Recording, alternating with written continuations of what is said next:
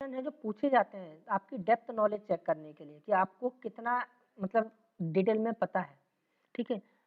बाकी प्रैक्टिकल से ऐसा कुछ इनका कोई काम लेन देन नहीं है। जो आज हमने पढ़ा उसका ऐसा कोई काम लेन देन नहीं है कि आपको इंटरनली वर्किंग वहाँ पे कुछ शो करनी है कोडिंग जब करोगे। ये बस ये इंटरव्यू पर्पज से है कि आपको इंटरनली कितना पता है कि हैश मैप कैसे काम कर रहा है। आप कभी ऐसा करोगे थोड़ी ना, कोई कोड पहले से लिखा हुआ है। तो पहला क्वेश्चन है, if two objects have same hash code, दो ऑब्जेक्टों की हैश कोड सेम है, तो क्या वो ऑब्जेक्ट हमेशा इक्वल होते हैं? बताओ मेरे को। नो। नो। ओके, क्यों? ऐसा क्यों? ऐसा जरूरी नहीं सर, हो भी सकते हैं, हो भी नहीं सकते, ये नहीं कह सकते, मतलब होंगे। हम्म, ठीक है। दोनों कंडीशन में कभी कभार हो भी जाते हैं और नहीं भी होते हैं। दीक्षा आप बताओ, अगर दो ऑब्जेक्टों के हैश कोड सेम है तो वो क्या हमेशा इक्वल होंगे?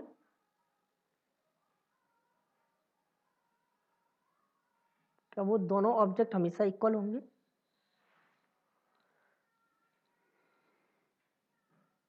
दीक्षा? नहीं होंगे सर इक्वल, जरूरी नहीं हो या ना हो। ओके, ठीक। ओके, ठीक है। सर क्या आप यहाँ क्या पूछ रहे हैं, कंटेंट पूछ रहे हैं उसका या मतलब ऑब्जेक्ट पूछ रहे हैं? ऑब्जेक्ट पूछ रहा हूँ मैं। फेस कोड से? देखो सीधी सी बात है जो हमने पढ़ी थी, दो ऑब्जेक्ट है उनके हैश कोड सेम है, उसका मतलब क्या होता है? हैश कोड सेम होने से मतलब क्या होता है? आंसर क्या है इसका? No, it is not necessary that object having same hash code are always equal. ये जरूरी नहीं है कि जिन दो ऑब्जेक्टों का हैश कोड इक्वल है वो ऑब्जेक्ट भी इक्वल हो, because same hash code means object are stored in on same bucket location. दो ऑब्जेक्ट सेम होने का मतलब सिर्फ इतना होता है कि वो जो दो ऑब्जेक्ट हैं वो सेम बकेट में जाएंगे, ठीक है। बट इतना ये मतलब नहीं होता कि वो इक्वल होंगे ही या नहीं होंगे, हो भी सकते नहीं हो सकते, बट सेम एस कोड हमको सिर्फ इतना बताता है कि दोनों ऑब्जेक्ट एक ही बकेट में जाएंगे, ठीक है। क्लियर है? यस सर, उनकी वैल्यू अलग अलग हो सकती है। हाँ, देखो अब नेक्स्ट क्वेश्चन का, if two objects equals method return true, do objects always have same hash code? Question को समझना, दो ऑब्जेक्ट हैं और उनको इक्वल मेथड से चेक किया और वो इक्वल हैं, ठीक है, तो क्या उनकी हैश कोड हमेशा सेम होंगे? Yes sir. और बताओ मेरे को, दो ऑब्जेक्ट हैं और वो इक्वल मेथड से इक्वल हैं, तो क्या उनके हैश कोड सेम होंगे? दीपा?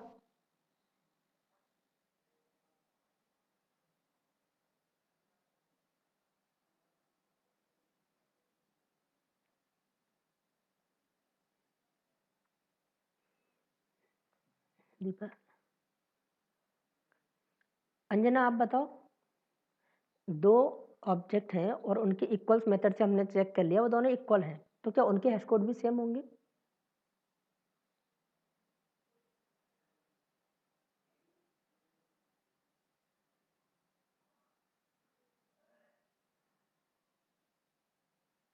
हाँ या ना तो बता दिया करो, पता है नहीं पता है। उत्तम?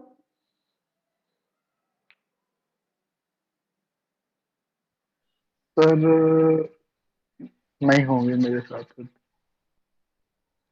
दो ऑब्जेक्ट हैं, उनको चेक किया, वो इक्वल हैं, तो क्या उनके हैश कोड सेम नहीं होंगे?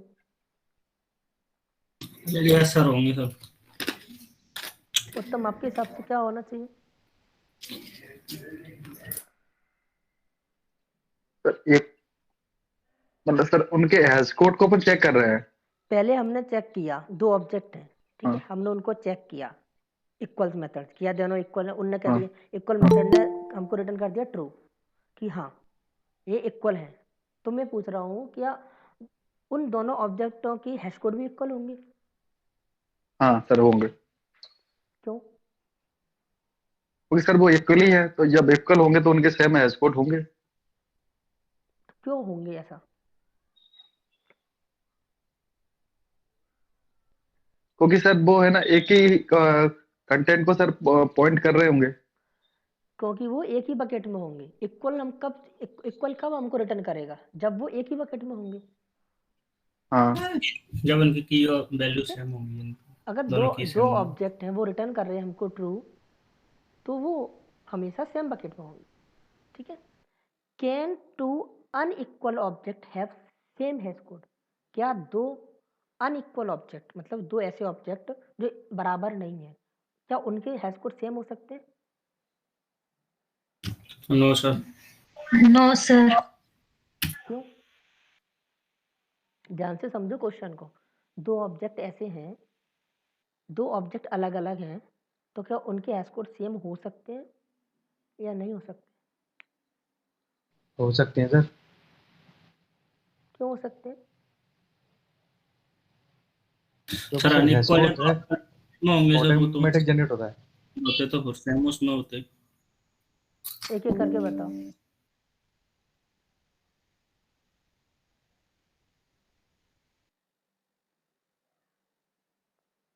हर्ष आप बताओ पहले।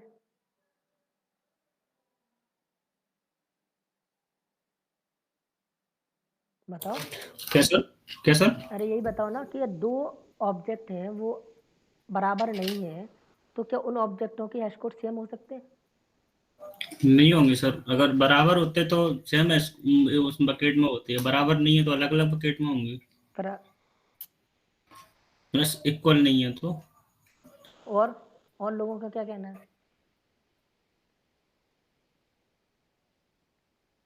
हैश कोड मेथड हमें बकेट नंबर देता है, तो एक बकेट में हम 2-3 ऑब्जेक्ट कर सकते हैं ना जो अनइक्वल है, तो न्यू नोड क्रिएट करके वो बनते जाएंगे। इसका मतलब क्या हुआ? इसका मतलब कि हाँ होंगे। ठीक है। ये बकेट है, इसमें पहला ऑब्जेक्ट डाल दिया मान लो 10 और 20। ठीक है, ये एक एंट्री है या ऑब्जेक्ट मान लो। दूसरा डाल दिया फिर 20 और 30, तो ये दोनों अनइक्वल ऑब्जेक्ट हैं, तो इनके हैश कोड तो सेम ही है ना, क्योंकि दोनों एक ही बकेट में है। तो दो अलग अलग ऑब्जेक्टों के भी सेम हैश कोड हो सकते हैं, क्योंकि दोनों एक ही बकेट में हो सकते हैं। सर तो पर अभी आपने बताया था सर कि एक बकेट में एक ही वो डालेंगे किसने एंट्री, बताया एक ही। यार? किसने बताया? तो ये पीछे अब आपने मतलब मैंने अरे एक ये क्वेश्चन तो पूछा ही था, 2 नंबर की बकेट में एक ही एंट्री डालेंगे कि अलग अलग डालेंगे? एंट्री नोड बनेंगे ना, लिस्ट बनेगी, लिंक लिस्ट बनेगी दोस्त। अब पूरी पूरी लिंक लिस्ट बनेगी ना। क्या बताया था मैंने? समझते नहीं हो। जैसे पहली एंट्री डाली, ये नोड बन गया। ठीक है, ये एक ऑब्जेक्ट हो गया। दूसरा एंट्री डाली, अगर वो इक्वल नहीं है तो इसी में तो ऑब्जेक्ट गया नोड बन के।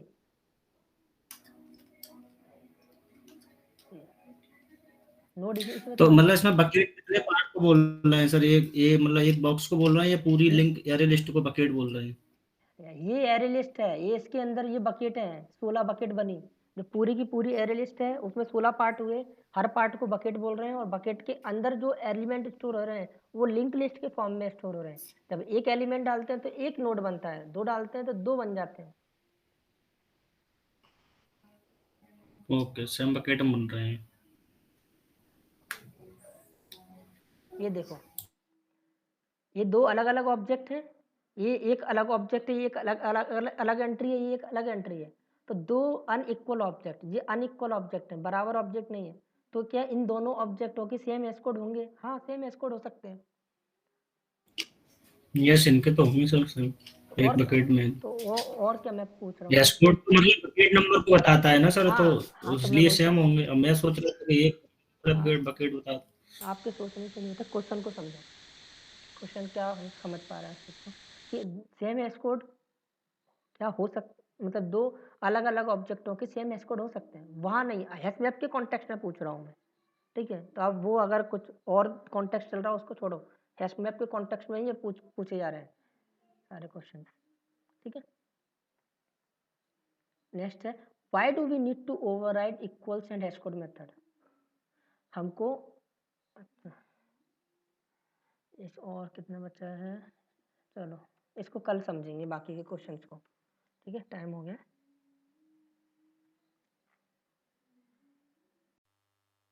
To override equals and hash code method, कि हमको इक्वल्स और हैश कोड मेथड को ओवरराइड करने की जरूरत क्यों पड़ती है?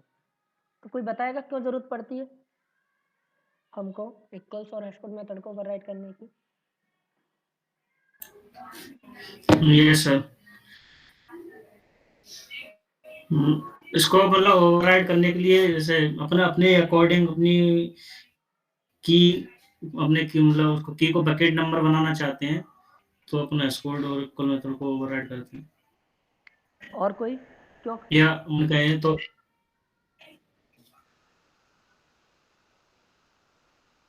और कोई अच्छे से एक्सप्लेन करेगा?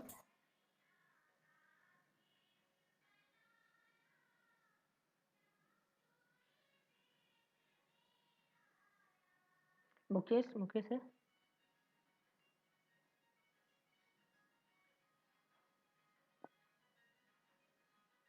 Yes sir. Sir equals method को ओवरराइड इसलिए करना पड़ेगा सर क्योंकि डुप्लीकेट एलिमेंट ऐड ना हो सर। नहीं वो नहीं, मैं पूछा why do we need to override equals and hash code method?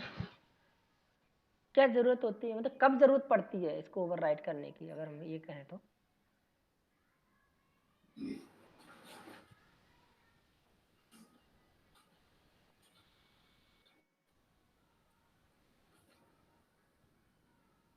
कब जरूरत पड़ेगी? हैश कोड को इसलिए करते हैं जिससे बकेट नहीं करते हैश तो कोड है, को इसलिए ओवरराइड करते हैं जिससे बकेट न वो तो करते हैं, वो पता है, लेकिन जरूरत कब पड़ती है?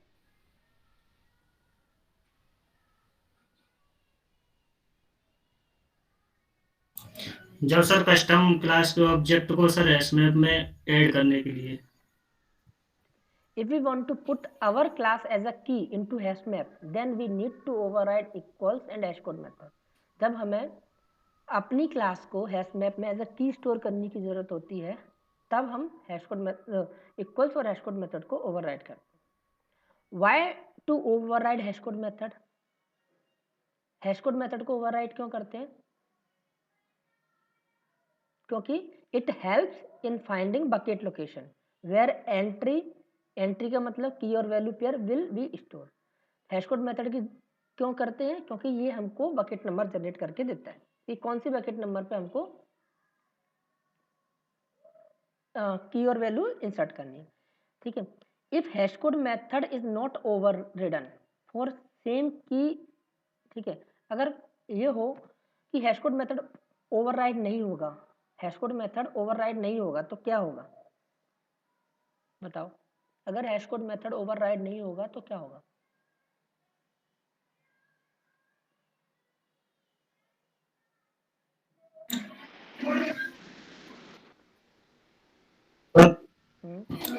आपकी आवाज नहीं आ रही सर, एक बार रिपीट करेंगे क्या दोबारा? अगर हैश कोड मेथड को क्या बोल रहे थे? हैश कोड मेथड को ओवरराइड ना करें तो क्या होगा?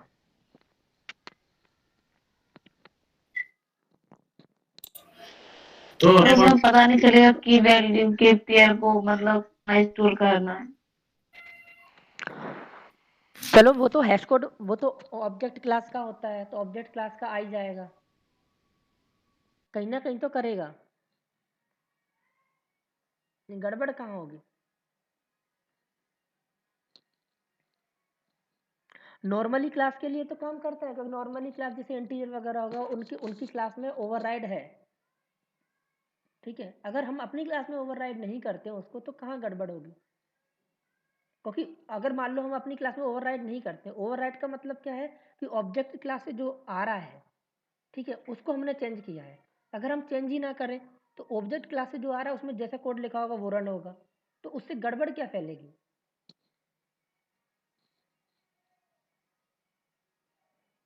दीपा, क्या होगा अगर हम ओवरराइड नहीं करते हैश कोड मेथड को, प्रॉपरली ओवरराइड नहीं करेंगे तो?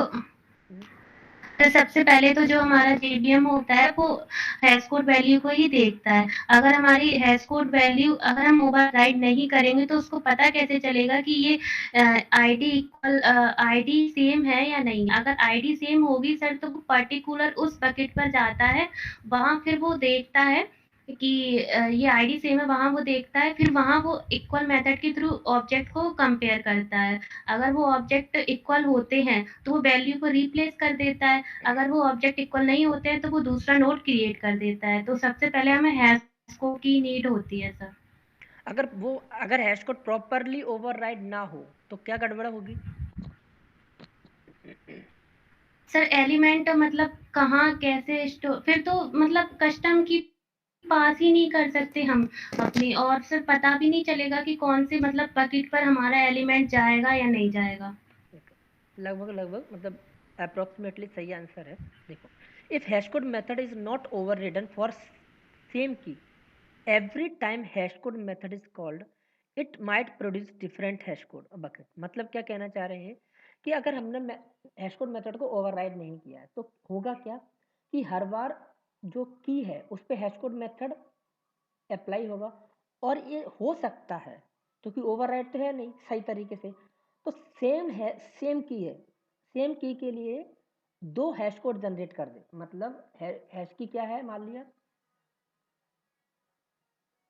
समझना, ये इंटरव्यू में बहुत पूछे जाते हैं ये क्वेश्चन आपकी डेप्थ नॉलेज को। मान लिया हमने hm डॉट पुट किया, ठीक है, 1 और 2, ठीक है, फिर हमने hm डॉट पुट किया 1 और 3। तो हैश कोड किसके बेस पे हैश कोड जनरेट करता है या बकेट नंबर? वो की के बेस पे करता है कि ये की है तो इसके लिए बकेट नंबर ये होनी चाहिए। मान लिया हैश कोड, ये जो की है, हैश कोड मेथड ने इसके लिए बकेट नंबर 1 दिया कि ये बकेट नंबर 1 पे स्टोर होगी, ठीक है। और अगर प्रॉपरली ओवरराइड नहीं होगा तो ये चांस हो सकता है कि इस की के लिए ये डिफरेंट हैश कोड दे दे, ये बोल दे कि इसको 2 नंबर पे स्टोर कर दो, तो ये तो गलत हो गया ना। जब की सेम है तो हैश कोड सेम होना चाहिए, तभी तो उस एक बकेट में जाएगा, ताकि डुप्लीकेट एंट्री नहीं हो पाएगी। इस केस में क्या होगा, अगर इसने इसके लिए हैश कोड अलग जनरेट कर दिया और इसके लिए अलग जनरेट कर दिया तो सेम की 2 एंट्री हो जाएंगी, जैसे एक यहाँ पे हो गई और एक यहाँ पे हो गई, जो कि हैश मैप में नहीं होना चाहिए। आई बात समझ में?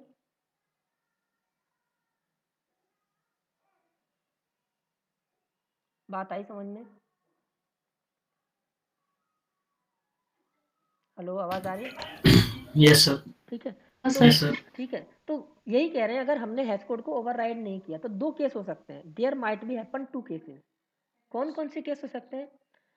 When put and get method are called, ठीक है, जब हैश कोड अगर ओवरराइड नहीं है तो 2 केस पॉसिबल है। दोनों केस कब? एक केस है जब हम पुट करेंगे और एक केस है जब गेट करेंगे। पुट वाले केस में क्या होगा, मान लिया कि सेम की एंट्री सेम की है, वो हमने 2 बार डाली, ठीक है, और हैश कोड मेथड इस की पे अप्लाई हुआ और इसने बकेट नंबर दे दिया 1, इसको यहाँ स्टोर कर दो, कर दिया, ठीक है। फिर इसको इस एंट्री को हमने पुट किया। अब चूंकि हैश कोड ओवरराइड नहीं है तो हैश कोड क्या करेगा, फिर से कोई कोई भी बकेट नंबर हमको जनरेट करके दे देगा, क्योंकि वो ओवरराइड तो है नहीं, ये ऑब्जेक्ट क्लास का हैश कोड है, हैश कोड मेथड है, तो वो कुछ भी नंबर हमको जनरेट करके दे देगा। मान लिया इसने नंबर दे दिया कि 2 नंबर की बकेट, तो ये एंट्री स्टोर हो गई यहाँ पे। सर हाँ, सर हैश मैप में तो हम डुप्लीकेट की पास कर ही नहीं सकते ना। अरे भाई, तो मैं समझा रहा हूँ, इसीलिए तो ओवरराइड करना ज़रूरी है। अगर हमने सही से ओवरराइड नहीं किया तो ये हालत हो जाएगी, इसीलिए ओवरराइड तो करना। अगर सर हम ओवरराइड नहीं भी करें तो ये मैं जो आपने प्रोसेस बताई है वो तो गलत हो गई ना। अरे तो वो हैश कोड कहाँ, किसका, क्या आप स्टोर डालते हो? आप क्या स्टोर करते हो? सर जैसे कि आपने सेम फर्स्ट जो की है वो तो आपने मतलब 1-1 हो गया, हाँ, लेकिन ये होता है ना कि 1-1 हो गया, तो ये तो हो नहीं सकता ना कि क्यों सेम बताओ, हो, क्योंकि डुप्लीकेट की अलाउ ही नहीं है। क्यों नहीं करता वो, क्यों नहीं करता? दूसरी बकेट क्यों नहीं करता वो, और कहाँ नहीं करता, ये बताओ मेरे को। सेम बकेट में नहीं करता या डिफरेंट बकेट में नहीं करता?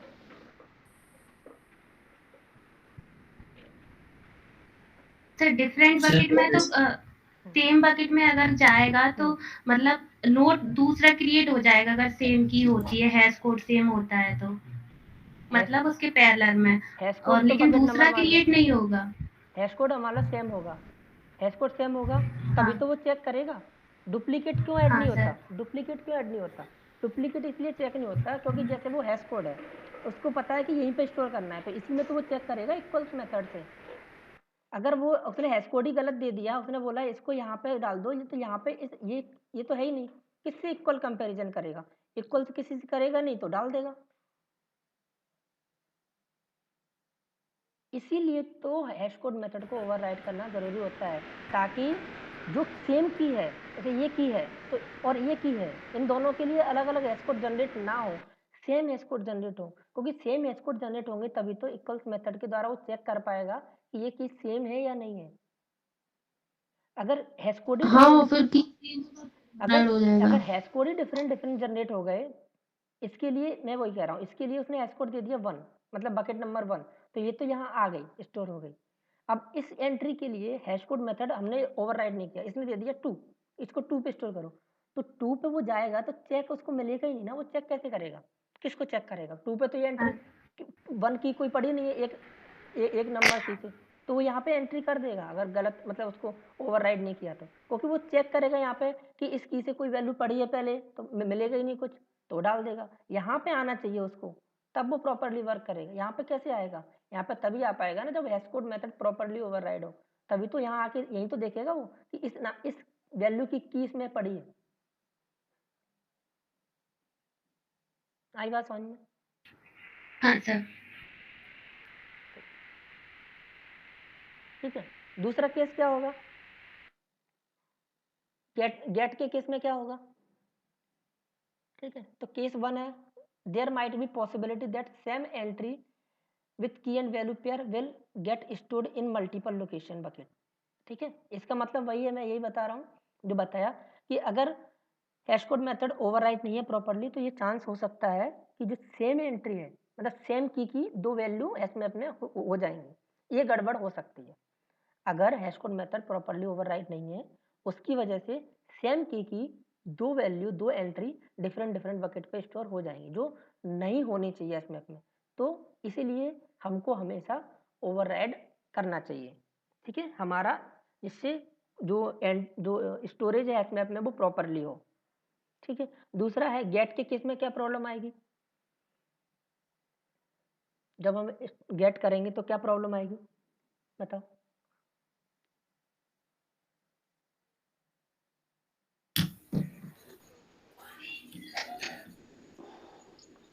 अगर अलग अलग बकेट होंगे तो फिर वो कंफ्यूज हो जाएगा ना कि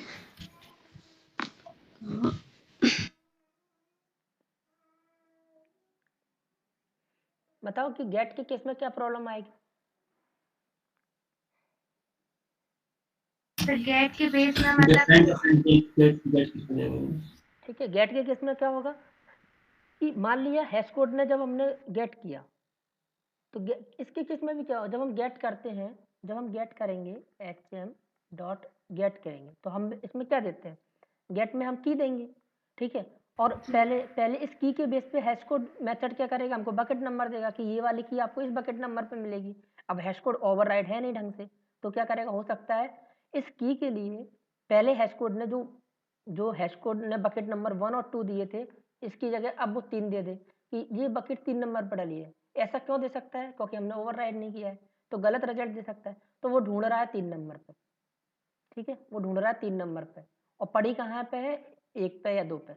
इस वजह से अगर प्रॉपर ओवरराइड नहीं है हैश कोड मेथड, तो पुट और गेट दोनों में दिक्कत होगी। पुट में दिक्कत ये होगी कि डुप्लीकेट एंट्री हो सकती है, और गेट में दिक्कत ये होगी कि एंट्री है, रिकॉर्ड है, वैल्यू है हैश मैप में, तब भी उसको पता नहीं कर पाया, तब भी उसको वो आइडेंटिफाई नहीं कर पा रहा है।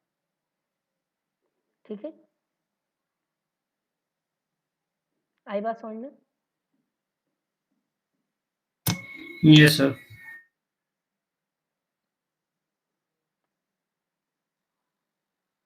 ठीक है, क्लियर हुआ कि अगर हैश कोड ओवरराइड नहीं होता तो क्या क्या केस बन सकते हैं। एक केस बनेगा पुट मेथड के लिए, एक बनेगा गेट के लिए। पुट करने पे क्या क्या प्रॉब्लम आ सकते हैं और गेट करने पे क्या क्या प्रॉब्लम आएंगे। आगे बढ़े। Yes sir. ठीक है, अब नेक्स्ट है why to override equals method. Equals method को ओवरराइड क्यों करते हैं? ठीक है, अब देखो, अब हैश कोड का मान लीजिए काम हो गया, हैश कोड का काम हो गया। Once we have located bucket location in which our entry will be stored, hash code method से हमको पता चल गया कि इस बकेट में हमारी एंट्री जानी है। मान लिया हैश कोड ने बता दिया, हमने कोई एंट्री करी और उसने बकेट नंबर 1 बता दिया कि इस बकेट में आपकी एंट्री जानी है। equals method helps us in finding whether new and existing key are equal or not. equals method हमें क्या हेल्प करता है? वो हमें ये हेल्प करता है कि जो हम नई एंट्री डाल रहे हैं और उसमें पहले से कोई एंट्री है वो इक्वल तो नहीं है, ठीक है, उस हेल्प करता है। अगर इक्वल मेथड ओवरराइड नहीं है, ठीक है, हैश कोड के संग, मतलब हैश कोड तो हमने ओवरराइड कर दिया अच्छे से, ठीक है, हमको अच्छे से बकेट नंबर बता रहा है कि इस बकेट में आपको स्टोर करना है। अगर इक्वल मेथड भी ओवरराइड नहीं है तो इसमें भी दो केस बनेंगे। किस केस में बनेंगे? किस केस में बनेंगे? एक जब हम पुट करेंगे तब, और एक हम तब गेट करेंगे तब। क्या केस बनेंगे जब पुट करेंगे? तो मान लिया ये आपकी बकेट है, ठीक है, हमने hash map dot put call किया और इसमें 1 और 2 एंट्री डाली, ठीक है, और हैश कोड ने तो प्रॉपर दे दिया रिजल्ट कि भाई इसको 1 नंबर की बकेट में डाल दो। हमने एक नोड बनाया और इसमें वैल्यू डाल दी 1 और 2, ठीक है, ये वैल्यू डल गई, ठीक है। अब क्या होगा? फिर से हमने hmap डॉट पुट, फिर से हमने एंट्री डाली 1 और 3। अब चूंकि इक्वल्स मेथड ओवरराइड नहीं है, अब वो चेक करेगा इसको, ठीक है, इक्वल मेथड प्रॉपरली ओवरराइड नहीं है तो क्या करेगा? वो चेक करेगा, चेक करेगा। अब वो ओवरराइड ही नहीं है ढंग से, तो वो इक्वल होते हुए भी, ऑब्जेक्ट की इक्वल होते हुए भी क्या बोलेगा? हो सकता है कभी कभी गलत दे दे, हो सकता है बोल दे इक्वल नहीं है, कुछ भी पॉसिबल है, क्योंकि अगर प्रॉपरली ओवरराइड नहीं है तो उस केस में अगर इसने फॉल्स दे दिया, भले की इक्वल है और हमने ढंग से ओवरराइड नहीं किया, अगर इसने फॉल्स दे दिया तो एक नई एंट्री इसमें जुड़ जाएगी, ठीक है, जो कि गलत होगा। गलत क्यों होगा? क्योंकि सेम की वैल्यू ऐड नहीं होनी चाहिए, बट ये इस वजह से हो गया क्योंकि हमने इक्वल मेथड को ओवरराइड ढंग से नहीं किया, ठीक है, इस वजह से वो चेक ही नहीं कर पाया कि ये जो की है वो इक्वल है या नहीं, और उसकी गलत रिजल्ट देने की वजह से ये 2 एंट्री हो गई, बल्कि होनी नहीं चाहिए। आई बात समझ में? Yes sir. ठीक है, अच्छा, ये पुट के केस में होगा। गेट के केस में क्या होगा? गेट के केस में क्या दिक्कत आएगी?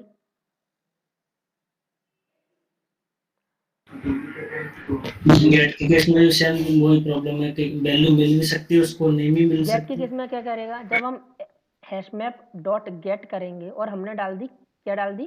की डाल दी, मान लो 1, तो ये जाएगा या, और यहाँ पे कैसे निकालेगा? पहले इक्वली तो चेक करेगा कि ये जो की पास की है क्या इस नोड में जो वैल्यू उसकी की के बराबर है या नहीं है। अब मान लिया इसने फॉल्स दे दिया, तो ये क्या, ठीक है, फॉल्स दे दिया, तो रिकॉर्ड होते हुए भी, एंट्री होते हुए भी हमको निकाल के नहीं देगा। क्या बोलेगा? एंट्री है ही नहीं, ठीक है, एंट्री है बट इक्वल्स मेथड ने प्रॉपर काम नहीं किया, प्रॉपर चेक नहीं किया, इसलिए एंट्री पड़ी थी तब भी उसने हमको नहीं दी। इस वजह से गेट मेथड भी प्रॉब्लम करेगा। आई बात समझ में? हाँ सर। ठीक है, तो ये चीजें हैं कि इक्वल्स और हैश कोड मेथड को हमको क्यों प्रॉपरली या अच्छे तरीके से